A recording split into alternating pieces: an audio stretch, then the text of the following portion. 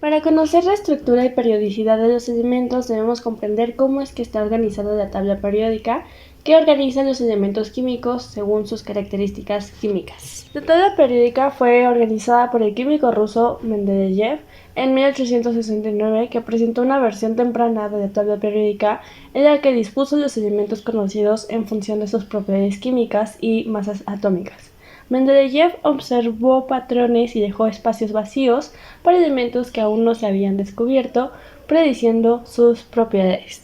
Una de las contribuciones más significativas de Mendeleev fue su capacidad para prever las propiedades de elementos que aún no se habían descubierto en ese momento. Por ejemplo, predijo las propiedades y las masas atómicas de elementos como el galio, el escandio y el germanio, que más tarde fueron descubiertos y demostraron encajar en los lugares que Mendeleev les asignó en la tabla. Su contribución a la organización de la tabla periódica fue fundamental para la comprensión de la relación entre los diferentes elementos y sentó las bases para la tabla periódica moderna que utilizamos hoy en día. Cuando Mendeleev organizó por primera vez la tabla periódica en 1869, conocía aproximadamente 63 elementos. Desde entonces, y debido a que el tiempo va pasando y a su vez se van descubriendo nuevos elementos, hasta ahorita el número total de elementos conocidos es de 118. Como mencioné anteriormente, la tabla periódica es una disposición organizada de los elementos químicos en función de sus propiedades y características.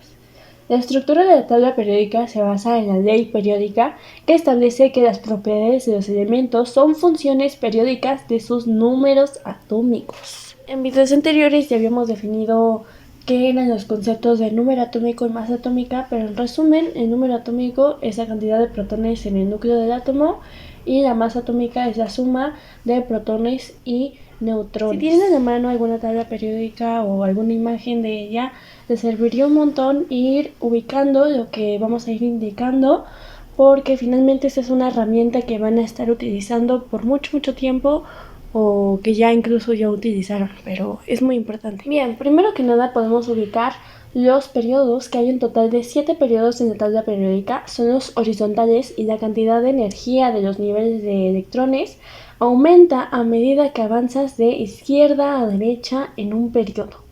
También podemos observar los grupos o las familias, que son los elementos que están dispuestos en columnas verticales llamadas grupos o familias, justamente familias porque se van a parecer mucho, tienen propiedades químicas muy similares debido a la disposición similar de electrones en su capa externa, los electrones de valencia.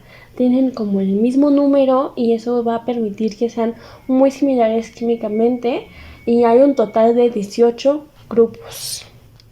Los bloques también son importantes, son los bloques S, P, D, F. Esto sigue lo que es la configuración electrónica de los elementos, y pues todos los que sean del bloque S van a ocupar los subniveles S, los elementos que ocupen el bloque P ocupan subniveles P, y así sucesivamente. Esto obviamente va a variar según cuántos electrones tenga cada elemento, pero como siguen un patrón se quedan asignados en esos bloques. También podemos observar que la tabla periódica se puede dividir en 3 categorías principales, dependiendo si son metales, no metales o metaloides. Los metales se encuentran a la izquierda y en la parte inferior de la tabla, y son buenos conductores de calor y electricidad. Los no metales, como dice su nombre, son opuestos a los metales y por lo tanto no van a ser buenos conductores ni de calor ni de electricidad. Estos se encuentran en la parte derecha y en la parte superior de la tabla, mientras que los metaloides se van a encontrar entre ellos, mostrando propiedades intermedias de los metales y los no metales. Y también podemos considerar como categoría los gases nobles, que están en el grupo 18, aquellos verticales, y presentan una reactividad muy baja debido a que ellos presentan como característica que tienen 8 electrones de valencia, es decir, 8 electrones en su última capa, y no van a necesitar reaccionar con otros elementos para poder ser estables, porque ya lo son, ya tienen el octeto de Lewis, por lo tanto no tienen la necesidad de intercambiar, de combinar, de compartir electrones, y se van a quedar así. Por lo tanto, van a presentar una reactividad muy baja, reactividad que casi no reacciona. Y por último tenemos el ordenamiento por número atómico. Para mí es el más fácil porque ahí mismo te muestra el numerito de 1, 2, 3, 4 y va siguiendo un orden de izquierda a derecha, va aumentando. Y así es como originalmente pues fue ordenada también la tabla periódica, y esto asegura que los elementos están dispuestos de manera secuencial en función de su estructura atómica. En resumen, la tabla periódica proporciona una representación ordenada y sistemática de los elementos químicos en función de sus propiedades, lo que facilita la comprensión de cómo es que podrían funcionar o comportarse ciertos elementos ante alguna situación.